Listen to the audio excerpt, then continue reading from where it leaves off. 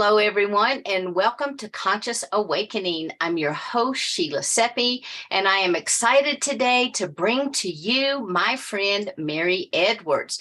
Now, Mary, I met, I don't even know how I met you, Mary, but I know that ever since we met, we've just been kind of fast friends. I think maybe Barbara Lamb had introduced us, and I was familiar with your work because of the book that you had co-authored with her. But also, as Mary and I have got to know each other, it's kind of like she's a sister from another mother kind of thing. And we have just so much synergy that we're creating together, and it's very exciting.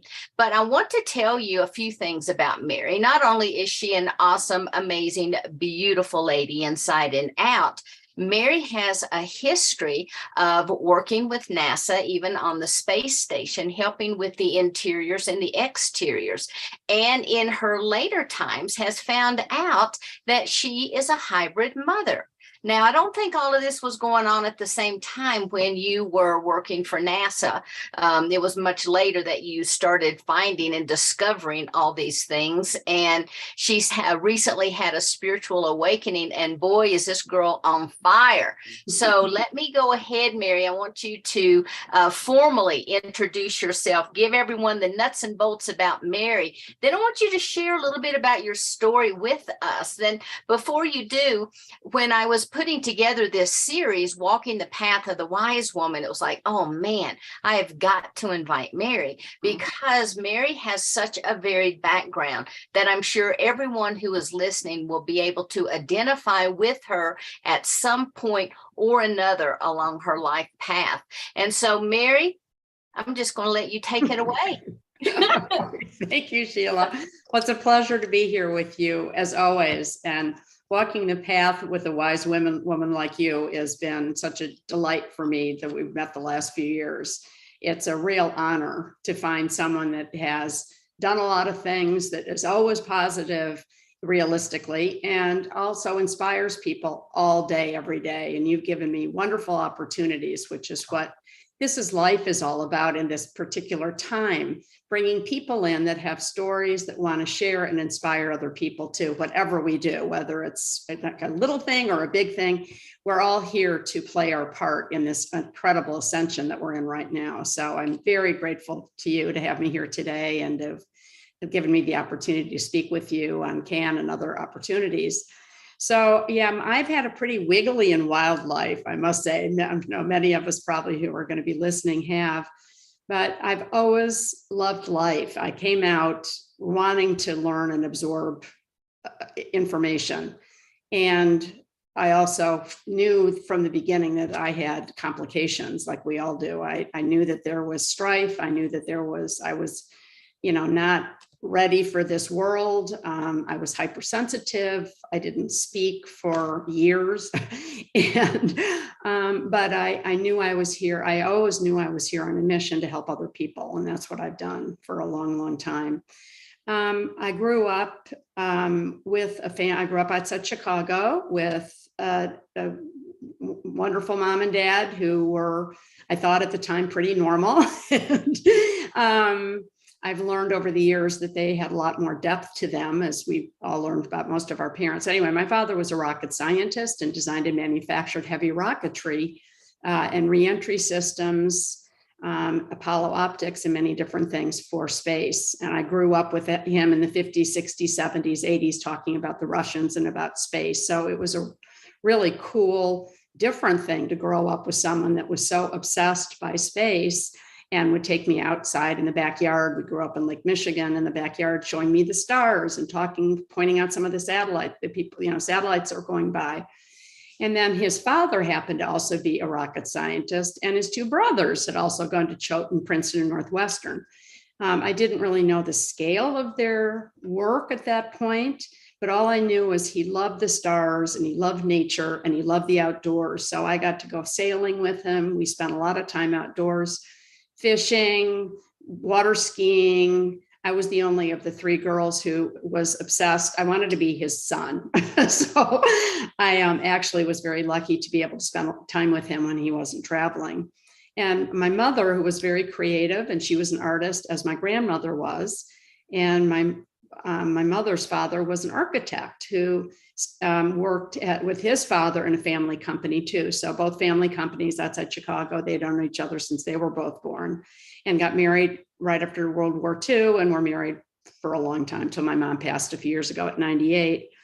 And she was different in her own wonderful way. And I found out later on that they were both had spiritual connections. They both were, my father particularly had a lot of history with the hybridization program. I went on a spacecraft with him at age 5 and 6. And then at 10, I was off doing other things on my own. But I thought I was pretty normal until I woke up and started really realizing what this life was about, because I was so hypersensitive to sound and noise and light. I grew up in a busy household, but we had a beautiful art, we had beautiful design. We had, we grew up with a big backyard with deer and a ravine and water, and it was all pretty cool. Other than the spacecraft thing, that's a wonderful experience that I had that was a little bit different for me. But I've learned to grow to love that and understand that more and more over my lifetime. So I went away to school, boarding school, and then I went to college and graduate school. I got my BFA at Boulder, and then I went to interior design degree at night, started working at design firms. And when I moved to California later on, I went to architecture school and then sustainability school. So I was on a mission to really work on rockets and for NASA, but I wasn't really allowed to talk about that or ask for that because I was a woman at the time. But anyway, I eventually did get to work at NASA, which changed my life in the 90s, which was really fascinating and interesting, like you brought up a minute ago. So I guess you've seen a lot of changes over that time. Oh my gosh, I've seen so many changes because I've spent 70 years in, lockdown and denial from our government. And my father worked with the US government, with NASA, and with his own family company, and with Werner von Braun and different other engineers and, top dog people back in the 50s and 60s and 70s that were able to work with them at the company, which was pretty wild. So I've seen total changes. I mean, from the space station to now what's going on is just unbelievable. Unbelievable. So it's the best time in the world to be here right now at this time to have had those experiences. And I worked doing wellness interiors for about 50 years at different firms, designed the Star Trek logo, did Faneuil Hall, worked all over the country and all over the world on different projects, because I was incorporating my earth space and outer space that I was so inspired by my father and my grandfather. I grew up on job sites. I always wanted a toolkit over a Barbie doll any day. That was not my thing. So coming into the feminine is still pretty new for me in a lot of ways. Other than I've always loved being a woman, and that's what we're talking about today. I wouldn't be here if I didn't have my strong woman friends that I've had forever. But anyway, and on the side, I always taught. My family comes from a long line of teachers that also came and developed California. Teachers that developed Arizona, teachers that had ranches, people that were involved in the community, that started Camp Edwards in 1929 to help underserved kids from the south side of Chicago that didn't have nature. So I grew up with men mostly, and my mom and my grandmother were artists, and they did other things, but they didn't work back then. But I just wanted to be like my dad and my grandfathers and do all these different things. So I bought my first house at 19 in Boulder and fixed it up, sanded the floors, and did everything while I was in college, while I was doing a part-time job. I wanted to always help people. So I started teaching art to kids back then. Then I taught suicidals at Boulder Community Hospital because I was taking a lot of psychology classes, and taught art therapy to some cancer kids that I was working with at the time. And anyway, so the side jobs of volunteer, and I got paid for some of them, has always been helping people. And the Pleiadians, the Arcturians, all the different planets and species in my star family that I've known about really since I was little, but I'm just waking up, as Sheila said a minute ago. I'm just diving into all this the last few years, really since COVID. I went to astrologers. I went to people since I was maybe 20 years old. I knew I'd been off planet. I knew I'd seen spirit animals. I knew I'd seen ghosts and angels and things, and I knew I'd been off planet and had gone off planet, but I pushed that aside. Then I moved to California, got married, had a couple of children that are now in their 30s. And yeah, times have changed. I thought because of the hybridization program, I found out that I had about 128 children that are on planet, off planet. 28 are in a craft, Palladian craft and Arcturian craft floating around because they were a little too hybridly, a little bit too different to come to live on Earth. And I felt like I was pregnant, for a lot of years, for a long time. And that was really creepy when I hadn't even done anything yet. My parents were very strict, even though they let me travel the world by myself in high school to Europe and London and Paris and all different places, because I always wanted to go learn something and I wanted to get out of Dodge. I didn't want to sit at the club and not be learning things and exploring the world. Anyway, so I had a really interesting career. And then being a single parent for a long time, I sort of put all the spiritual part aside, other than I did some regressions. When I had my rug business in India, people would come up and say, "Oh, baby mama, a starseed." And I went, "Ew, what does that mean?" And so anyway, I've heard that for sort of my whole life and was always curious about it. So I kept researching it along the way. But during COVID, I just went, okay, enough of this. I'm diving in. And then I've had many calls with my talks with my father, who passed about 10 years ago, about that I did get the wiring about NASA. Yes, he has 12 hybrid children. Yes, his father had taken on a craft. Yes, his grandfather and grandfather had been taken on a craft. And he had his Palladians, Arcturians, and Syrians, and some of his family really guiding and supporting him his whole life. But because he was part of the government and he went to the Navy and was in World War II. He was a lieutenant and a pilot in World War II. And he went back to Princeton. He was studying working with Einstein and down that, and then on the Manhattan Project later on. He was never allowed to talk to me about the spacecraft trips that we had. So I spent my whole life not only thinking I was crazy, I knew I was crazy because he and my mom were sworn to secrecy and couldn't talk to me about it until really the last 6 months, as I've mentioned to you. So it was lonely. I was born with ADHD. I had a lot of dyslexia. My mom could write upside down and backwards. I am psychic with space. I can draw things, weird things in 5 seconds. I could draw the space station again right now. I could see sort of through walls, and I could see what spaces could be, how they could be designed within about 5 minutes in about 20 different ways. So I had some gifts with space, and that's why I stayed with that forever. And now I've been going off planet doing inside of habitats over the last many years that I've been told I can't see yet because the spectrum is so different. And Archangel Metatron, who has been visiting me recently, said, "Mary, you can't see that because you just can't. You can't see certain things when your body is in a different place." So anyway, it's been a wild and wiggly life up until now, and it's been filled with wonderful women and men, but wonderful women, which is what our topic is today. So yeah. So a couple things. First, I want to ask you about the divine feminine energy that is coming onto this planet, because, as we have talked before, we had the divine feminine energy, and that was when we had all of the goddesses and the goddess time on the planet. Then we had the patriarchal, which we are just winding down from, and now we have this new divine feminine energy, which in my opinion is supposed to now merge and marry into that divine masculine to help bring balance. And in these times of chaos that we have going on right now, I'm wondering if you can speak to that, as well as how you see this divine feminine energy playing itself out.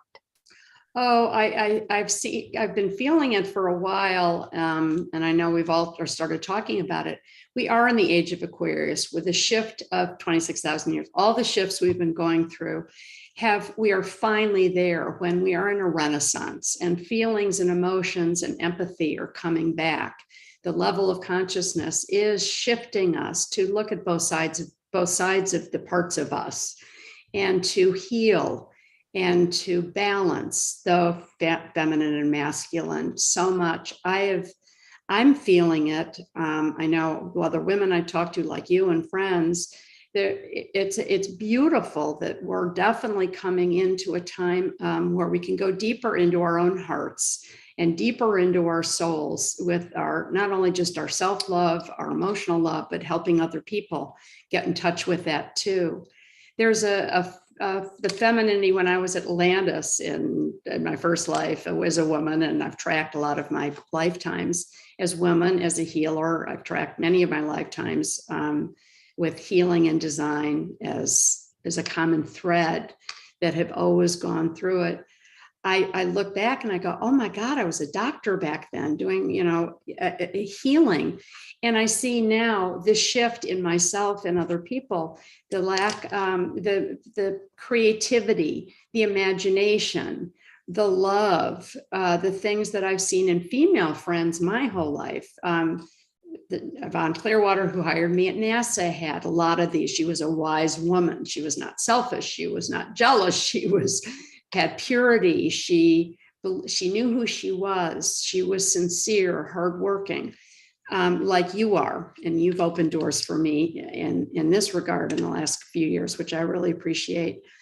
But I see this consciousness is definitely, we're all helping each other come to a different side. We want to come back to some of the feminine traits, that we gave up when women got in the workforce. The Industrial Revolution started 100 years ago. And then every decade, as we know, women became more powerful. It got into tech. I live in California. All my friends were working at Google and were freezing their eggs because they didn't have time to have children. I mean, I was literally coaching people back then saying, you better freeze it, or just don't work so hard, take some time off, have a relationship. But anyway, so I have really tracked that. And because I taught at the Academy of Art College and was always teaching mostly women in design, and worked at a lot of startups for women along with NASA. And then another design firm I worked for many years was run by a woman. We're all talking about how, wow, we're coming back into a time of self-peace, healing the wounds that we had because we were basically sort of fighting so hard and pushing harder to, do different things that we hadn't really been accustomed or trained to do. And the love and the consciousness, the tenderness that's coming back in that I see with doing art with mental health professionals and people reaching out to me. I had 5 women here the other night that I haven't talked to in years. And they said, you're doing this stuff now. Can we come over? And we sat here for 5 hours the other night talking. And I was telling them all about spirituality. And they said, it's time for us to dive into this part of ourselves. And they were always very conscious women anyway, and successful, but not, and a couple of them missed children, which is fine. But anyway, it's been a beautiful time, just seeing it evolving, dismantling that male energy that I sure grew up with, rocket scientist men, that I wasn't enough, even though, I made it there. I wasn't allowed to go to Princeton in 1969. I said, why not? I'm smart. I thought I was smart, and then I didn't think I was smart for a long time because I wasn't allowed to apply there. And I went to a nice girls' school and college in Boston, and said to my daughter, who's community global manager now at Salesforce, well, you can do whatever you want, and so can you, my son. But the feelings, the empathy, the love that's coming back onto the planet right now in men and in women, and because of our soul sisters like you. When I met you, I immediately felt, finally in person after meeting you online many times, I thought, she is safety, she is beauty. I love beauty. I love women. I love everybody, but I really love my soul sister mates because we understand each other and we always have been there for each other. So to see this period of time sort of melting away after not being acknowledged, and I was one of 3 girls, so none of us really counted, but I did get to go to NASA, and then my daughter worked at NASA. So there was, oh, that's really cool. That's good. But that didn't, I just wanted to help heal de-stress astronauts in space and to make it look and feel good. So it wasn't that there was any ego in that. It was really just because I love healing environments and going through the back door to make spaces comfortable for men and women and children, which is what I've loved doing my whole life. And now I'm doing it in a different way. Nice. I was interviewing or speaking with a lady who is in her mid 80s. And she was telling me that when she was a young girl, she was describing what her life was like, etc. And I said, so, what were your dreams and aspirations at that time? And she's like, oh, honey, we didn't really get that option. They came in, they gave us an aptitude test in like the 3rd or 4th grade and said, oh, you'll be good with your hands. You need to be a secretary. You should consider, volunteering in a hospital. She said, so by the age of, 8 years old, right, they were already being predispositioned for a life really not chosen by them. And so come to find out, the majority of her life, she did end up doing a lot of secretarial work. And she said, I believe that was planted in my mind. And that has come up to me so many times throughout my life because I knew I could do more than just sit there and type for my boss. I knew I could do more than just get coffee and run errands. And she says, and now I am. But she said, only after healing that soul wound where I thought I was not enough. And there are so many people that as I talk to, they share that throughout their lifetime, through comments that's been made. And, it only takes 1 or 2 times for a little tender ear to hear a comment to really start to take it to heart. And it even lodges within the subconscious mind. And so a lot of people are sharing with me that for a majority of their lifetime, they've been operating on these preset programs that they had. And so it's so encouraging and it's so exciting to hear how you have lived your life against those pre-programmed situations and ideas that were shared with you. Well, it hasn't been easy. I mean, when you have also, we didn't know in the olden days what PSTD was, but I think because in the beginning, at 5 years old, and I am so hypersensitive today, I'm cold now and I'm in California. Look at me, I've got a big sweater on. I've been with you in Colorado, I'm always cold. But when I was bullied, that was freaky. And then I finally got tested for PSTD and they said, oh my God, you've been so stressed out. And I said, well, it wasn't just going on a craft because right after that, and I've been going off planet for a long time. And then I started having my galactic family coming and talking to me and whispering in my ear, you're here to make a difference. You're good.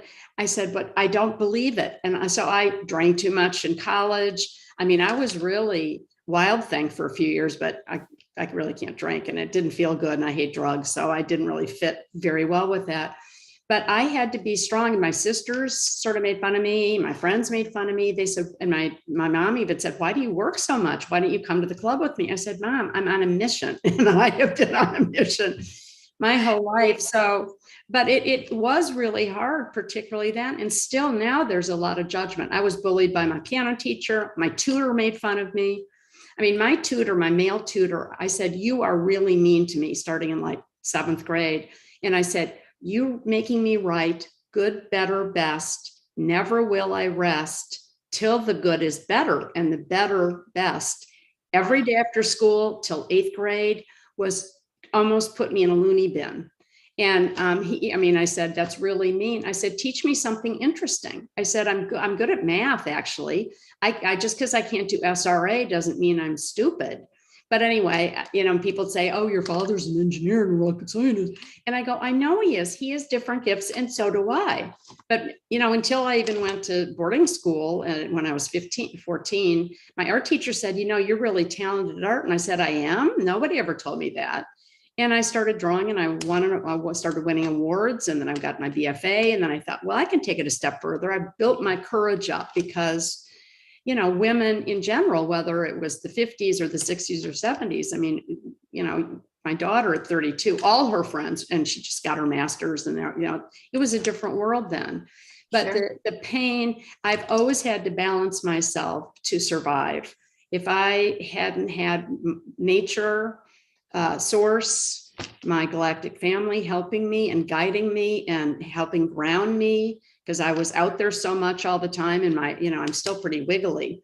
But if I didn't have my exercise, my good health, like I know you do, my nature, even my patio has all my trees, and I live right near the beach. If I hadn't been taught about the importance of nature, I don't think I would have been as grounded. And then also we had it in our backyard, but I had to work really hard my whole life, and I was depressed on and off. I know a lot of it, but I just kept going. I'm not going to give in.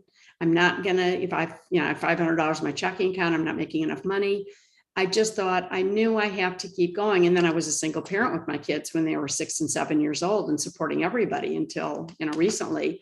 So I call it strength through struggle. And for all of us, we have to know nobody's life is easy, even though mine looked groovy from the outside. I got sort of bullied, and I was made fun of, and it was pretty awful. And I had some actions that were not acceptable. And everybody has some kind of stress and some kind of abuse, because it's been known in forever that I helped set up Safe House in Boulder, Colorado in my 20s, because a couple of my friends one was beaten to death, and 3 were raped. And I got hit on by my Indian drug dealer when I was working at Paramount. I got hit on a lot of times, and it freaked me out so much. And one time I slapped a man, and I said, this is unacceptable. And I tore my contract up for international distribution for my rug and my kid, to pick my kid line, and all my design products, because I wasn't going to put up with that. And my mom never said, I never told her about it, because she never talked to me about that. And I don't think we learned a lot of practical things. Well, I didn't anyway, from my mom. And I sure talked to my kids at the dinner table every night. I'd say, you can do whatever you want to do, and you can do whatever you want to do. You're a boy and a girl, equal opportunity. I moved down about 12 times to afford all their college education and graduate schools and golf clubs, and travel to Machu Picchu, and travel to the Stonehenge, and travel to New Zealand to fish, and travel to Alaska because we wanted to hike there together. So we do whatever we can do, but it ain't easy being a woman at any age, I think, because until now, thank gosh, it's coming. And a lot of these kids are being born as indigo kids. There's a lot of help coming now. But I don't know what struggles you went through, but I think we've all had our struggles, and our girlfriends and our support system. To me, if I didn't have my girlfriends and like you, I would be, it would have been a lot bumpier and a lot lonelier, because I handpicked very carefully. I've always been very discerning, because I grew up basically being lied to. So I was always like stepping back and, can I really trust you? And mom and dad couldn't help that, because the line of business he was in, and they've apologized to that since I've talked to him recently. But I didn't know that. I didn't know. So I made mistakes. I made some stupid mistakes. But I think the biggest pain that I had was being told that I was not smart enough, or right. Just the feeling of it, whether I was told that or not, and even at NASA, we had 28 men, and then Yvonne and me, and she had two PhDs, and I didn't have all, I had degrees, but and I just finally just said, I got hired, and I'm really happy here. Let's work together as a team. I just knew I had to just basically shut up, like what my dad got from the government, everybody growing up. And I just had to keep my blinders on, and wasn't social, and didn't go out a lot, and just stayed focused. And it, Right. until I met you, and now we're in this whole complete beautiful revolution and renaissance now. In the last many years, it's been really lonely, and it still is sometimes. But I know my family's there. I know my handful of girlfriends like you were there that help support me, and when we go up and down, which we all do because we're human. Right. We have people to lean on that I love, that are sincere and caring. And that's why we're here, to help others get stronger, to feel empowered, to feel the love, to know that we're worthy of being heard, that we are one with the universe, and that we are, the love army is growing. And it's really out of loving kindness that we're all coming together to listen and share. Right. I know that when I walked in, as a walk-in like 23 years ago, to have the kind of conversation that we're having now really was not even heard of. And that was only 23 years ago. And so one of the things that I have been able to observe is how people are really able to start opening up and really dropping in to their soulfulness, dropping into the essence of who they truly are as, a woman, as a man, as a mother, as a daughter, as a sister, brother, son, whatever it is. People are able to really do that. And it doesn't matter what else is going on. They know that it's okay in this time to do that. And for me, I really believe that a lot of that has to do with the ascension energy that has really been rippling through this planet and across the planet. Many people have been telling me that since a couple months ago, actually, that one of the things that began to happen to them is all those old soul wounds started coming up. Everything in their life that was not of the highest good for them began to show itself. And it really began to anchor in, almost as if it was asking, are you going to rise, or are you just going to kind of go with this flow that's happening on the planet? And people have said that as they begin to rise, everything in their life also begins to shift. That, all of a sudden the people at work are so much nicer than they were. Those are some of the comments that I hear. Or you wouldn't believe the conversations that I've been having with my friends, just like what you were saying. You had the 5 girlfriends over, and you were able to start talking more openly about spirituality, because I think that because we are at a much more open time, and because these new energies have been coming forward, they are bringing up those old wounds to be healed, so that we can hold and anchor in all of that new energy, all of that new goddess energy, if you will, the divine feminine energy.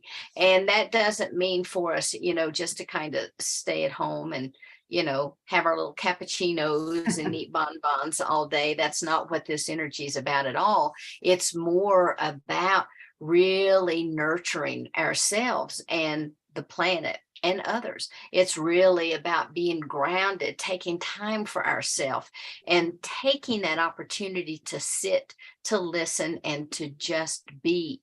And I know dropping in during those times of stillness is probably one of the biggest gifts that keep me anchored on the planet and allow me to receive all of these new codes. So I was just wondering, for you, how is that showing up in your life?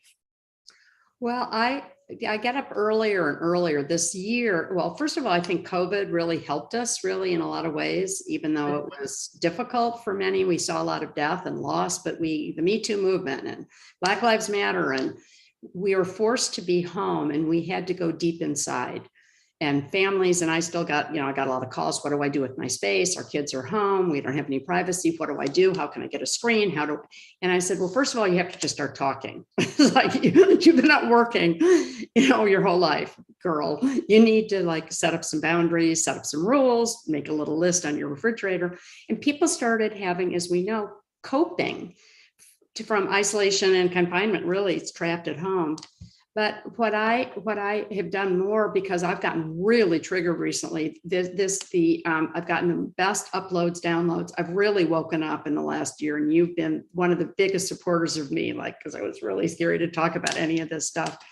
I wake up early in the morning, and I love that quiet time in the morning. I have always taken time for myself because I have a lot of energy and I feel everything, that I have to take little breaks during the day.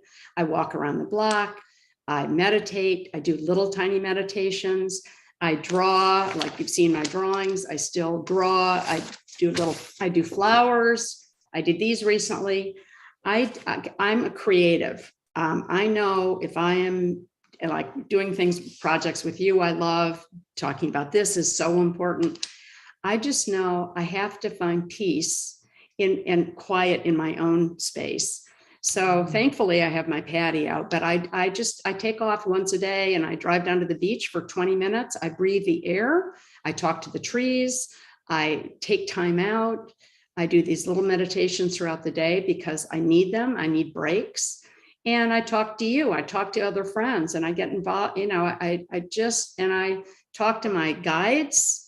And I love source and God. And I need more time to just be quiet. And I always have, but particularly this year, in the speed of which everything and the negativity is overwhelming. And thank God I have a separate doorway, so I don't have to talk to people. And I know you live pretty much in the country, but I have to stop all the time, go inside, reflect. I have this list of these gratitude that I have in my refrigerator. I am one with the universe. I am guided.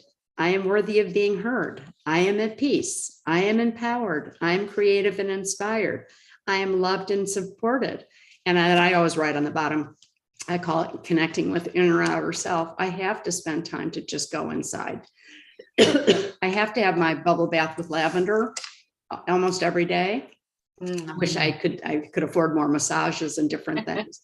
But I really, I just want to help others move through this time too, like you do so beautifully and always have, with such compassion and such care for all of us who are tippy-toeing out and opening up about all the fears we've had, all the abuses we've been through. Nobody is untouched. There's no perfect family so I asked God for help. I talked to the Palladians. I talked to, Angel Metatron, who's been coming and visiting more and more. And I've been told, I know he's been by my side. I know they're there. So that gives me such peace and such safety. I've been divorced for a long time. I live alone. And people say, how do you live alone? You travel. And I said, well, I've always done that. And I said, because I feel strong. I know I can. I've punched people out. I mean, I have, I literally have. I have people in India 40 years ago when somebody was trying to steal my camera. The Russians tried taking my camera away. I grabbed it back. Yeah. Somebody was trying to rip off my mom's purse about 20 years ago, and I ran after him and pushed him down because I'm like jiu-jitsu. You do not. He is no marshmallow, folks. Me and my friends. Because I had to learn, because I was always in these traveling a lot when I was younger with my businesses in Hong Kong and China and different places, or at the south side of Chicago or here in San Francisco in the Tenderloin, where I had a lot of clients. So it's letting go of fear. And I still have the judgment as religion that I grew up with is still tricky for me. I'm trying to really forgive everybody. And I wrote a few letters this week, actually. I've taken a little time for myself and just said, I hope you forgive me. I forgive you. And so I think that's what I've done a lot the last few years. And that really helps me. I make a call once a week, or, I try to before the holidays always, with some of Mom's friends that are old and alone. And I'm old and alone, but I'm not like 90 but it depends. People get lonely. And we know that that's an epidemic now. Right. Kids, women, men, the loneliness is now the new thing. Everyone's lonely and they're addicted to their iPhones. And we know this iPhones have no soul. So the more we can help others get off the phone, go into their hearts and their souls and listen to themselves and to you and others who have there's so many different opportunities to get help today. through meditation to regressions to all the beautiful things you do at your wellness center and what you do on your conversations during the week on your channels. There's a lot of help out there. So I just, some of the girls were saying the other night, these are all attractive, smart, inside and outside. And they said, God, you just seem so much happier. And I said, this year was a big breakthrough. I really got rid of a couple of really big resentments for my ex-husband that I had. And I'm really trying to let go of whatever those last couple things are, that it doesn't serve anybody well. It's so obnoxious that I even do that. But, we got to help each other and do whatever we need to do to let go and really surrender so we can be the most effective we can be at this time. I'm glad you brought that up about the forgiveness piece, because, when we hold anger, we hold resentment, when we are judging or attached to expectations, whatever it might be, we're holding that energy within our cellular structure. And we do that enough times and it begins to imprint. And then that's something that we have to release yet again.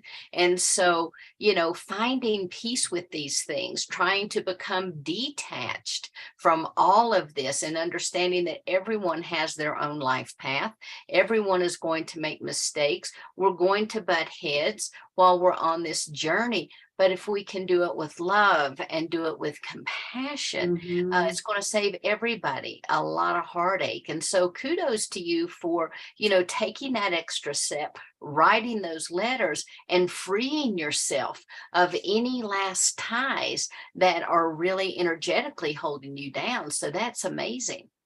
Well, they're not easy to do because you're sort of like holding on to something, digging, but, grow up. Are we in 8th grade? You get over it, Mary, So anyway, that's how we can help. And also just letting go. The resentments are so damaging and we do keep it in our bodies. I did a series of wonderful massages. I know you have that.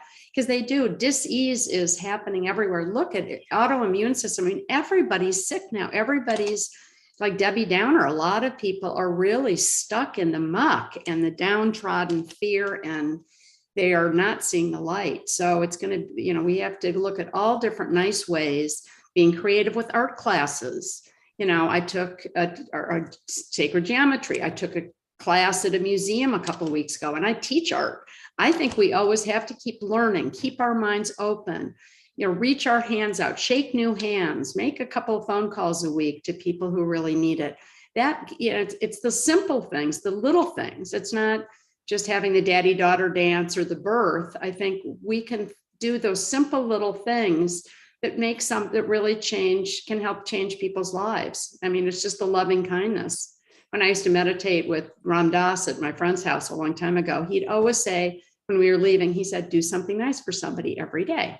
And, our moms used to say some things like that, but I think we're coming back into this time of gratitude and love. And we are so trying to unify this division and just be nicer to people. Just be nicer to people. What a concept. People are so rude today. It's shocking.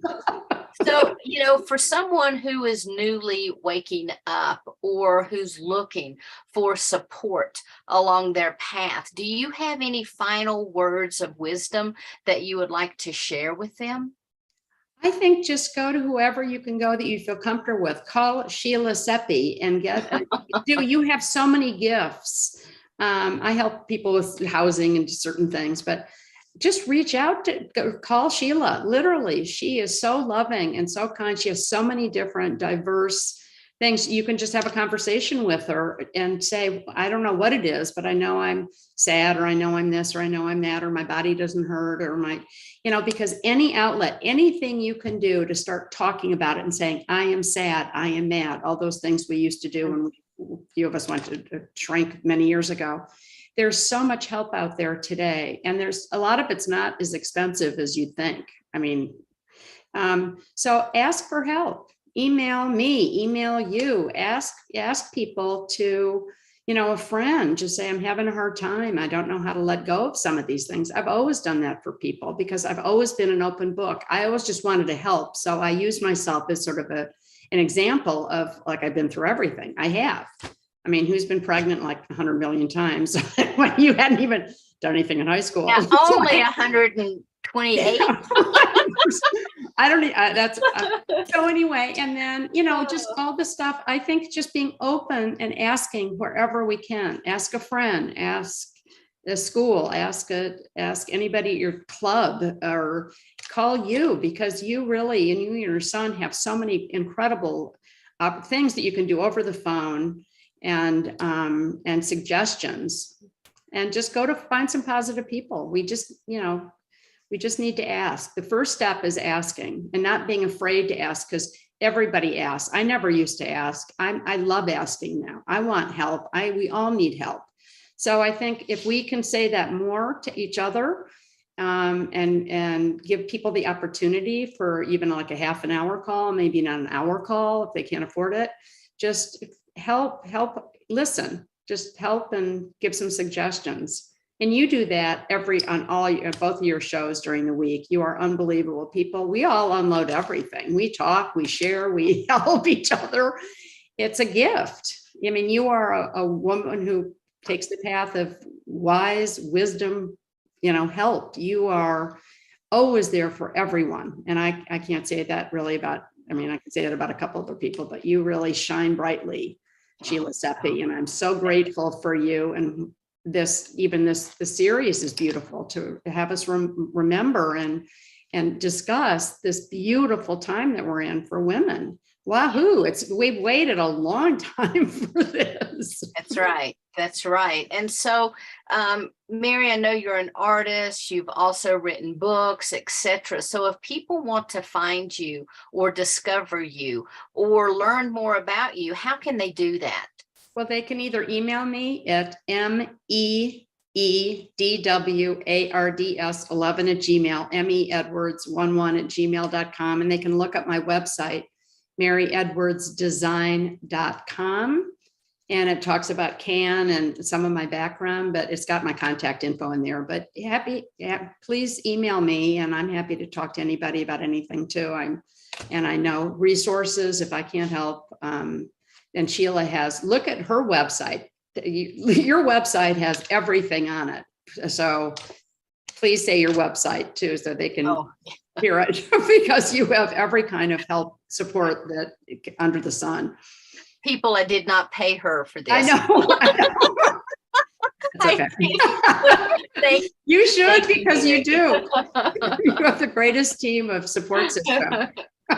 Oh, well, Mary, thank you for being here with us today. And for everyone who is out there, we want to encourage you to join us on the Conscious Awakening Network, where you can find the Conscious Awakening with Sheila Seppi, along with a plethora of other series. We're getting ready to start a new series with our docu series, which will be a series of little 20-minute vignettes that people will be sharing about everything from angelic beings all the way to the paranormal, to sharing their music, sharing their art. So we hope you'll join us there. And you can find us on consciousawakeningnetwork.org. You can also download our app on Roku, Amazon, Apple TV. You can find us in your iOS, Google, and Android phone stores as well. So just put in Conscious Awakening Network and download our app, and then you can begin to join us in all these various series that we have going on. So I want to thank you, the audience, for being here, for watching us, for supporting us. We send much love to you, and until we're back together again, namaste. Stay safe, everyone. Much love.